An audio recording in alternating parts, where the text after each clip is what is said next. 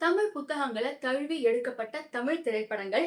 இந்த வீடியோல நான் 10 தமிழ் திரைப்படங்கள், அதோடைய கரஸ்பாண்டிங் புக்ஸ் அண்ட் அந்த புத்தகங்களுக்கும் திரைப்படத்துக்கும் என்ன வித்தியாசம் அப்படிங்கிறதெல்லாம் சொல்லியிருக்கேன். இந்த லிஸ்ட்ல இருக்க 10 திரைப்படங்களும் நம்ம எல்லாருமே நிச்சயமா ஒரு தடவையாவது பார்த்திருப்போம். இல்லைன்னா குறைஞ்சபட்சம் கேள்வியாவது பட்டிருப்போம். அண்ட் இதோட கண்டினியூஷனா நான் பார்ட் 2வும் போடுறேன். இதுல 10 அதுல 10 அப்படின்னு சொல்லிட்டு திரைப்படங்கள் வரும்.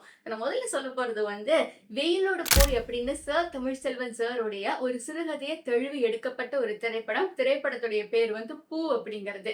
காதலிக்கிறவங்களுக்காக நம்ம எதை வேணாலும் விட்டு கொடுக்கலாம் அப்படின்னு சொல்லி ஒரு விஷயம் சொல்லுவாங்கல்ல.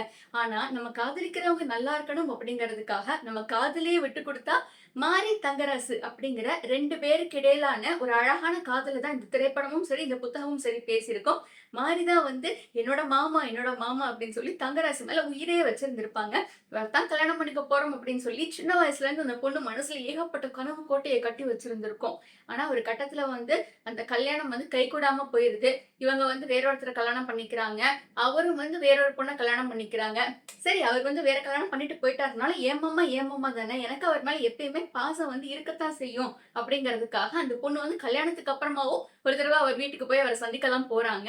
அந்த இடத்துல அவங்க ஒரு விஷயத்த பாக்குறாங்க. அது அவங்கள எந்த அளவுக்கு பாதிக்குது. என் மாமா நல்லா இருக்கணும் அப்படிங்கிறதுக்காகத்தானே நான் எல்லாத்தையுமே விட்டு கொடுத்தேன். கடைசியில இப்படி ஆயிடுச்சு அப்படின்னு திரைப்படத்தோட முடிவும் சரி, இந்த சிறுகதையோட முடிவும் சரி, ரொம்ப ஒரு மாதிரி நமக்கு ரொம்ப கஷ்டப்படுத்துற மாதிரி இருக்கும். ஒண்ணு சொல்லுவாங்கல்ல, ஐயோ நீங்க 2 பேரே பெசாட்ல கல்யாணம் பண்ணியிருக்கலாம்டா அப்படின்னு யோசிக்கிற மாதிரி ஒரு விஷயம் இருக்கும்ல. அதை நம்மள உணர வச்சிருப்பாங்க. ஆனா இந்த சொசைட்டில இருக்கிற ஏகப்பட்ட ஏற்றத்தாழ்வுகள், அதாவது பணம் இருக்கிறவங்களை கல்யாணம் பண்ணிக்கிட்டாதான் வாழ்க்கை நல்லா இருக்கும் அப்படின்னு யோசிக்கிற ஒரு சாரார் இருப்பாங்க. இன்னொரு சாரார் சொந்தத்துக்குள்ளலாம் கல்யாணம் பண்ணக்கூடாது, அதாவது அந்த பிறக்க போற குழந்தைக்கு உடல் சார்ந்த குறைபாடுகள் இருக்கலாம் அப்படின்ற கருத்து சொல்றவங்களும் இருப்பாங்க. சோ இந்த கருத்துக்கள் எல்லாத்தையுமே இந்த திரைப்படத்திலயும் சரி கதையிலயும் சரி நல்லாவே தொற்றுப்பாங்க. அடுத்தது குற்றம் 23 அப்படிங்கிற திரைப்படம். இந்த திரைப்படம் ராஜேஷ்குமார் சார் அவர்களுடைய எண்ணி 8 நாட்கள் அப்படிங்கிற ஒரு சிறுகதையை தழுவிதான் எடுக்கப்பட்டிருக்கு.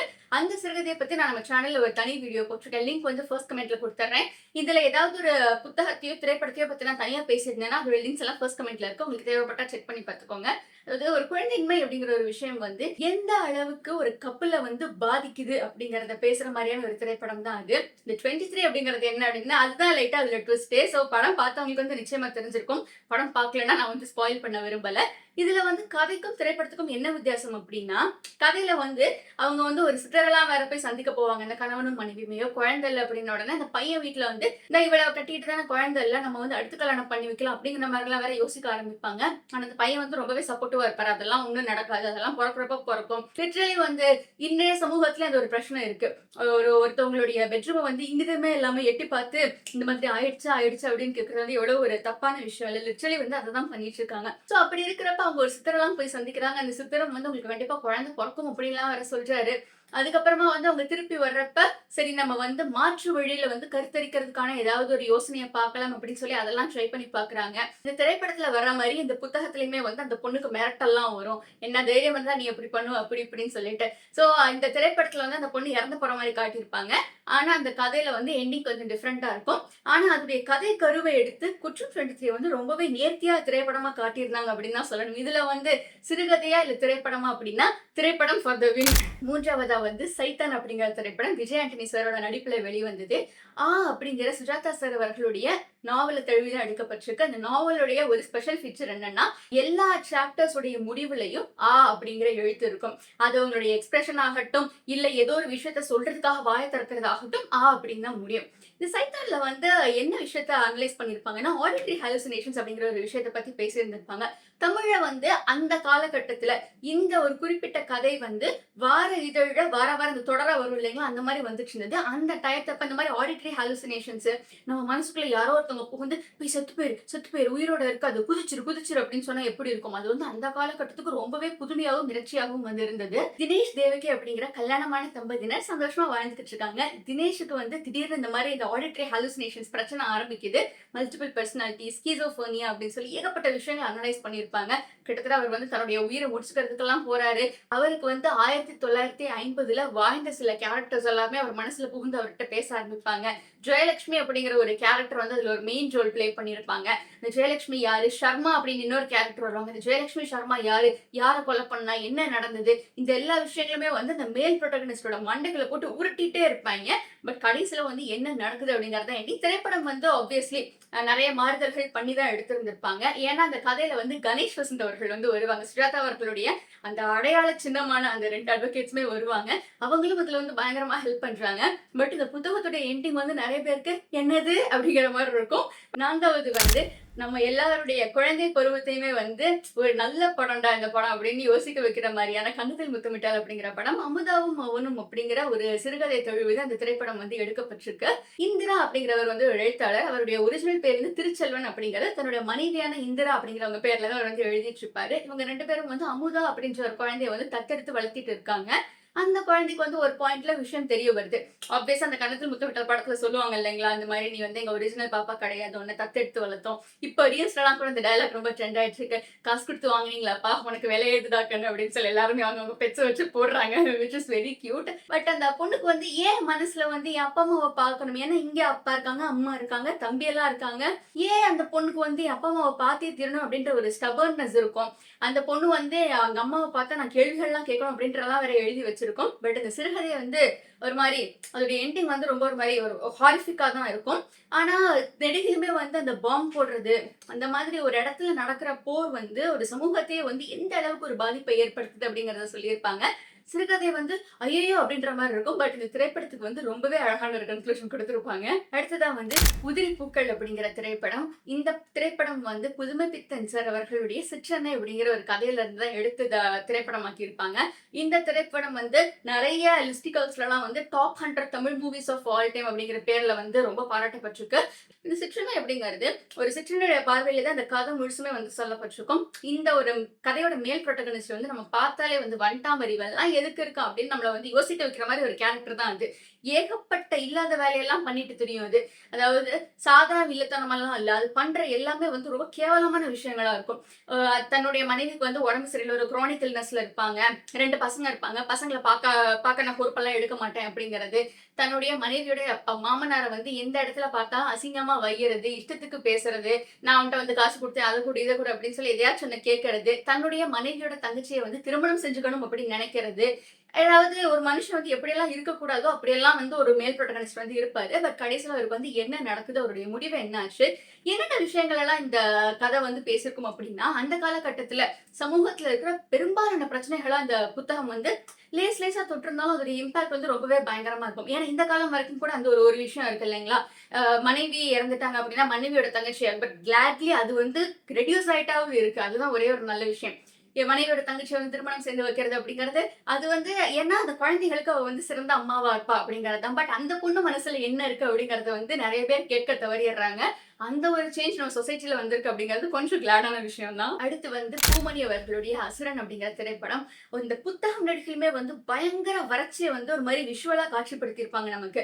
அது வந்து திரைப்படம் ஆக்குறப்ப அதுக்கு சில விஷயங்கள்லாம் சேர்த்தாதான் அது ஒரு பார்க்கறதுக்கு ரொம்ப நல்லா இருக்கும். ஸோ அந்த வகையில அந்த திரைப்படத்துல சேர்க்கப்பட்ட விஷயங்கள் எல்லாமே ரொம்ப நல்லா இருக்கும். ஏன்னா கதை வந்து சப்ஜெக்டும் ட்ரை சப்ஜெக்ட், அந்த எழுத்து நடையிலே அந்த இடத்துல எவ்வளவு வறட்சி இருக்கு, இவங்க மனசுல எவ்வளவு வறட்சி இருக்கு அப்படிங்கறதெல்லாம் வந்து சொல்லியிருந்திருப்பாங்க. திரைப்படத்துல ஹைலைட்டான விஷயம் வந்து அந்த எண்டிங் தான். நம்ம கிட்ட வந்து அந்த படிப்பு அப்படிங்கிற விஷயத்த மட்டும் தான் யாராலையுமே புரிஞ்சிக்க முடியாது. இப்ப வந்து அது கொஞ்சம் கொஞ்சம் காமெடியாவும் மாத்திட்டாங்க அத. பட் அந்த ஒரு கருத்து வந்து நிச்சயமா அது வந்து திரைப்படத்துல ரொம்ப நேர்த்தியா அதை கையாண்டு சொல்லியிருப்பாங்க. புக்கை கம்பேர் பண்றப்ப அதோடைய எண்டிங் வந்து ரொம்ப ஒரு மாதிரி ஃபுல்லா இருக்க மாதிரி ஒரு மாதிரி ஹோல்சமா இருக்கும். புத்தகத்துல இருக்க வறட்சியை வந்து அப்படியே நம்ம திரைப்படமா காட்சிப்படுத்துறப்ப அது வந்து சரியா செட் ஆகாது. எவ்வளவு தேர்ந்த நடிகர்கள் நம்ம வந்து நடிக்க வச்சாலும் அந்த அளவுக்கு வறட்சியை வந்து நம்ம திரைப்படமா பார்ப்போமா அப்படிங்கிறது வந்து டவுட் தான். ஏன்னா அதனாலதான் வந்து நிறைய திரைப்படங்கள்லாம் செமையா இருக்கு படம் அப்படின்னு சொல்றாங்க. பட் அது ஒரு கட்டத்துக்கு அப்புறம் அது வந்து ஓட மாட்டேங்குது. ஓடிடில வந்ததுக்கு அப்புறம் எல்லாருமே பாராட்டுறாங்க. அட் த எண்ட் அது வந்து யாருக்குமே எதுவுமே கிடைக்கல அப்படிங்கிற மாதிரி போயிடுது. அந்த ஒரு விஷயத்துல வந்து இந்த திரைப்படம் வந்து நிச்சயமா தனிச்சு தெரியும். அடுத்து வந்து தீப்சிங் அவர்களுடைய இயக்கத்துல வெளியே வந்த ஜெயகாந்தன் சார் எழுதின சில நேரங்களில் சில மனிதர்கள் அப்படிங்கிற அந்த ஒரு திரைப்படம். அதாவது அந்த திரைப்படத்துக்கு வந்து என்னென்ன வகையிலலாம் அந்த திரைப்படத்தோட மூலக்கருவான அந்த கதைக்கு பிரச்சனை வந்ததுன்னா, இப்போ ஒரு செக்ஷுவல் அசால்ட் வந்து நடந்துருச்சு அப்படின்னா, ஒரு பொண்ணுக்கு நடந்துரும் அந்த செக்ஷுவல் அசால்ட். வீட்டுக்கு போய் சொல்றப்ப அவங்க அம்மா வந்து குடமா தண்ணீய தூக்கி தலையில ஊத்தி விட்டுட்டு, அவ்வளோதான். நீ வந்து உன் மேல கரை பட்டுடுச்சு, ஏதோ சேர் அடிச்சிருச்சு உன் மேல. இந்த சேரெல்லாம் இப்ப போயிடுச்சு அப்படின்ற மாதிரி சொல்லிட்டு, அதுக்கடுத்து அந்த பொண்ணு தன்னுடைய இயல்பு வாழ்க்கையில வந்து ஒரு விஷயம் நடக்கிறத தனக்கு தானே அப்படியே அந்த இயல்பு வாழ்க்கை வந்து ஒரு மாதிரி ஃப்ளோல போறதாகவும், அந்த பொண்ணு அடுத்து வந்து ஒரு கார்ல தான் அந்த பொண்ணுக்கு ஒரு அசால்ட் நடந்திருக்கும். அந்த கார் மாதிரி எந்த இதுல இருந்து அந்த பொண்ணு கிட்டக்க பார்த்தாலும் வந்து ஒரு மாதிரி 2 அடி விலகி நிக்கும். ஆனா அதுக்கப்புறம் அந்த பொண்ணை வந்து தன்னை தேத்திக்கிட்டு முன்னாடி போய்க்கிட்டே இருக்கு அப்படிங்கறத அந்த கதையில வந்து சொல்லியிருப்பாரு. ஆனா இதுக்கு வந்து கடுமையான எதிர்ப்புகள். அது எப்படி நீங்க அப்படி பண்ண போச்சு? எப்படி அந்த பொண்ணு கடந்து போகலாம்? அப்படி இப்படின்னு சொல்லவும், அதுக்கு வந்து இன்னொரு ட்விஸ்ட்டா வந்து இன்னொரு எண்டிங் வேற சார் வந்து குடுத்திருப்பாப்ல. இதுல ஹைலைட்டா என்னன்னா, அந்த ஒரு செக்ஷுவல் அசால்ட் பண்ணியிருப்பாரு இல்லைங்களா? அந்த ஆண். அந்த ஆணுக்கு வந்து தெரிஞ்சிருக்கவே தெரிஞ்சுக்காது. இந்த பொண்ணு சொல்ற வரைக்கும் அது ஒரு அசால்ட் அப்டின்னே சொல்லிட்டு. நான் வந்து அத கன்சென்சுவல்ன்னு தான் நெனச்சேன். அதாவது இருவரும் வந்து இணைந்து தான் செஞ்சோம்னு நான் நெனச்சேன். எனக்கு அது தெரியாது அப்டின்றத வந்து அவரு சொல்லுவாரு. கடைசில வந்து இந்த விஷயம் வந்து அந்த பொண்ணு அந்த அம்மா வந்து சரி மறைச்சுட்டாங்க. அந்த பொண்ணு வாழ்க்கையில முன்னாடி போகுது. மறைக்காம இருந்தாங்கன்னா, என்னென்ன விஷயங்கள்லாம் நடக்குது. அதுக்கப்புறம் அந்த 4 பேர் 4 விதமா பேசுவாங்க இல்லைங்களா? யார் அந்த 4 பேரு? என்னென்ன அப்படிங்கிறதெல்லாம் வந்து ரொம்பவே நேர்த்தியா வந்து பேசியிருந்திருப்பாங்க. அடுத்ததா நான் சொல்லப் போறது வந்து, தமிழ் சினிமாவில் சமீபத்தில் உடைக்கப்பட்ட ஒரு சிறந்த ஃபர்னிச்சரான பொன்னியின் செல்வன் அப்படிங்கிறது தான். ஒரு அழகான கதை. ஒரு சிம்பிளான ஒரு எண்டிங் வந்து நமக்கு குடுத்துட்டாங்க. என்ன எண்டிங்ன்ட்டு. அத பார்த்து உனக்கு எழுதுறதுக்கு என்ன பிரச்சனை அப்படின்னு கேட்பாங்க இல்லைங்களா? நம்ம டீச்சர்ஸ் எல்லாம் கேட்பாங்க. நான் வந்து நீ ஒண்ணு மட்டை அடிச்சு எழுத சொன்னேன்னா, இல்ல மட்டை அடிச்சு ஒப்பிக்க சொன்னேனா? அங்க அவங்க எழுதியிருக்காங்க. அத பார்த்து எழுதுன்னு தானே சொன்னேன். அத கூட உன்னால ஒழுங்கா பண்ண முடியாதா? ஏன்னா அதோடைய எண்டிங்க வந்து ட்விஸ்ட் பண்ணி கிட்டத்தட்ட அந்த புத்தகம் படிக்கணும்னு ஆசையில இருந்தவங்க எல்லாருமே, ஓ! இதுதான் எண்டிங்க. நான் எதுக்கு இந்த எண்டிங்க படிக்கணும்? அப்படிங்கிற மாரி ரொம்ப போட்டு நம்ம எல்லாரையும் மன உளைச்சலுக்கு ஆளாக்கிட்டாங்க. இந்த ஃபர்னிச்சர்கள் எல்லாம் வந்து தொடாம இருக்கிறதே உசிதம் அப்படிங்கிறது தான் இதுல வந்து நம்ம எல்லாருமே தெரிஞ்சுக்கிட்ட கருத்து. எனக்கு தெரிஞ்சு அடுத்து உடைக்கப்பட போற ஃபர்னிச்சர் வந்து வேள்பாரின்னு நினைக்கிறேன். But on the other hand I am curious about Velpari. ஏன்னா அங்கவை சங்கவை கேரக்டர்ஸ வந்து சிவாஜி படத்துல வந்து பயங்கர ஃபன்னா பயங்கர கலாய்ச்சிருப்பாங்க. அதாவது அவங்களுடைய நிறத்தின் அடிப்படையில ஐயோ! ஜோக் அப்படிங்கிற மாரி ரொம்ப செஞ்சிருப்பாங்க. இதுல எனக்கு தெரிஞ்ச வேள்பாரிலாம் பார்த்துட்டே இருங்க. ஏதாவது ஒரு ஃபாரின் பொண்ணையோ, இல்ல ஒரு வட இந்திய நடிகையையோ, அதாவது அந்த பொண்ணு நல்ல வெளிர் நிறத்துல இருக்கிற பொண்ண புடிச்சு கொண்டாந்து போட்டு அந்த பொண்ணுக்கு தமிழ்ல ஒரு வார்த்தை கூட வராது. அவங்களுக்கு ப்ரவுன் ஃபவுண்டேஷன் அடிச்சு அதுதான் அழகுன்னு பேசிக்கிருப்பாங்க. பார்த்துட்டே இருங்க நீங்க. அடுத்தது வந்து கமல்ஹாசன் சார் அவர்களுடைய தாயம் அப்படிங்கிற புத்தகத்த தழுவி எடுக்கப்பட்ட ஆளவந்தான். தாயம் புத்தகமும் கமல்ஹாசன் சார் தான் எழுதியிருக்காரு. பட் நான் அந்த புத்தகம் வந்து நான் படிக்கணும் நீண்ட நெடுகாலமா தேடிக்கிட்டு இருக்கேன். எனக்கு எதுலயுமே கிடைக்கல. Amazonல அவைலபிளா இல்ல. மேபி எனக்கு தெரிஞ்சு இந்த புக் பிரிண்டிங் ஸ்டாப் பண்ணிட்டாங்களா? என்ன ஏதுன்னு தெரியல. ஆளவந்தான் படத்துக்காகவும் சரி, இதுல என்னதான் எழுதியிருக்காருன்னு பார்ப்போம் அப்படின்றதுக்காக தேடினேன். பட் அன்பார்ச்சுனேட்லி அது எனக்கு கிடைக்கல. அடுத்து நான் சொல்லப் போறது வந்து மருதநாயகம் அப்படிங்கிற புத்தகத்த பத்தினது. ஆக்சுவலி இத வந்து திரைப்படமா வந்து எடுக்க போறோம் அப்படின்னு சொல்லிட்டு இருந்தாங்க.